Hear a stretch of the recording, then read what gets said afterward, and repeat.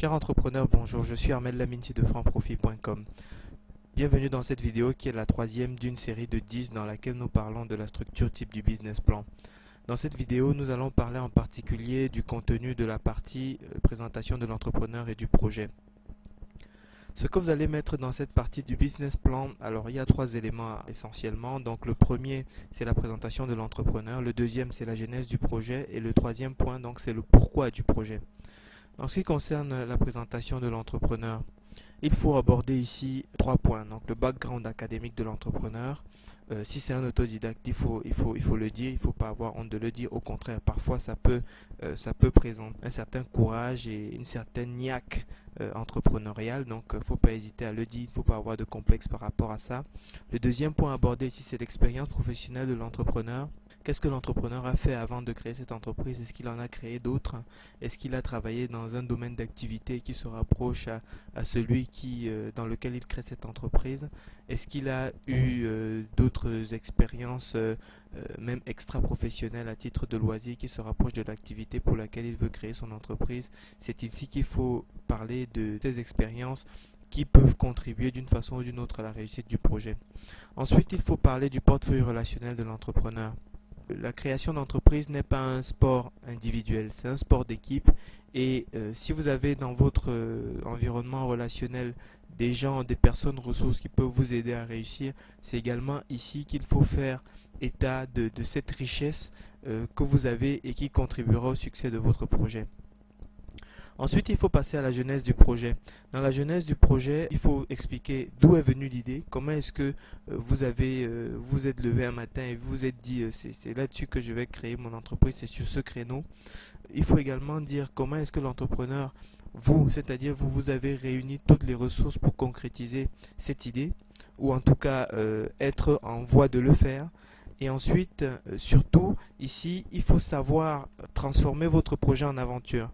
Pourquoi? Parce que les gens aiment participer aux aventures. La vie est une belle aventure. Et à partir du moment où votre projet devient une aventure et pas seulement une histoire froide de pognon, les gens sont plus incités à participer à votre projet quand vous savez le présenter comme une aventure. Attention, je ne dis pas pour autant que tous plongeront et investiront les yeux fermés, mais ça donne un plus d'attractivité dans la rédaction de votre projet. Donc le troisième point abordé dans le paragraphe portant sur la présentation de l'entrepreneur et du projet, c'est le pourquoi du projet. Dans ce paragraphe, vous devez dire pourquoi ce projet et pas un autre. Effectivement, vous avez certainement eu plusieurs idées et vous avez décidé de retenir celle-ci. Il faut, dans ce paragraphe, partager avec votre lecteur quelles sont les raisons qui font en sorte que vous décidez de lancer votre création d'entreprise sur ce projet. Ensuite, il faut présenter quels sont vos atouts pour la réussite de ce projet. À cette étape, vous en avez déjà présenté quelques-uns avant, notamment dans la présentation de l'entrepreneur. Peut-être que dans votre background, il y a des éléments qui vont participer à soutenir le projet. Donc ici, il faut compléter cette partie d'éléments que vous n'avez éventuellement pas présentés dans le paragraphe précédent. Et ensuite, il faut également dire, mis à part l'argent, quelles sont vos motivations pour continuer dans ce projet. Quand vous sollicitez un business angel qui est lui-même entrepreneur, cette dimension n'est pas neutre pour lui. Et même pour un banquier, le fait de savoir qu'au-delà des retombées financières, que vous poursuivez des objectifs qui sont supérieurs à l'intérêt financier de se mettre à son propre compte, les gens sont plus enclins à croire en votre projet. Votre projet devient plus crédible, votre business plan gagne en crédibilité. Donc n'hésitez pas à dire ici, mis à part l'argent, quelles sont vos motivations pour vous lancer sur ce créneau. Pour résumer, donc les trois points abordés dans le paragraphe présentation de l'entrepreneur et du projet. Donc premier point, présentation de l'entrepreneur, qui est-ce que vous êtes, quel est votre cursus académique. Si vous êtes autodidacte, il faut le dire, ça présente aussi ça présente un autre intérêt donc qu'il convient de souligner.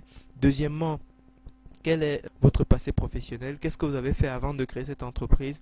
Est-ce que vous avez eu des activités qui vous prédisposent à réussir dans cette entreprise? Que ce soit d'ailleurs à titre professionnel ou extra-professionnel, ici il faut le dire. Troisième point, quel est votre portefeuille relationnel? Parce que c'est également une richesse qui contribuera au succès de votre projet. Deuxième point, donc la genèse de votre projet. Comment est-ce que vous avez eu cette idée? Ça, il faut le partager avec votre lecteur. Il faut également lui dire comment est-ce que vous avez réuni les ressources pour concrétiser cette idée ou être en passe de le faire. Et puis, savoir ici transformer votre idée ou votre projet en aventure, parce que les gens aiment participer à de belles aventures. Dernier point en fait, donc pourquoi le projet, donc pourquoi ce projet et pas un autre, quels sont les atouts que vous avez qui feront en sorte que ce projet réussira, et puis surtout, mis à part l'argent, quelles sont vos motivations pour participer, pour faire réussir ce projet. Voilà, donc nous arrivons à la fin de cette vidéo concernant donc la présentation de l'entrepreneur et du projet. Passez à la vidéo suivante de cette série pour découvrir quelles sont les informations à mettre dans la partie donc dans laquelle vous présentez votre offre, et puis comment présenter cette partie dans votre business plan. Vous pouvez suivre cette suite de vidéos sur notre site donc franprofit.com. Et puis vous pourrez également suivre toute la série de vidéos, donc les unes après les autres, et également télécharger une structure type de business plan donc au format Word, donc directement éditable, que vous pourrez utiliser dès maintenant pour rédiger votre business plan. Merci de votre attention. Donc je suis Armel Laminci de franprofit.com et à très bientôt. Au revoir.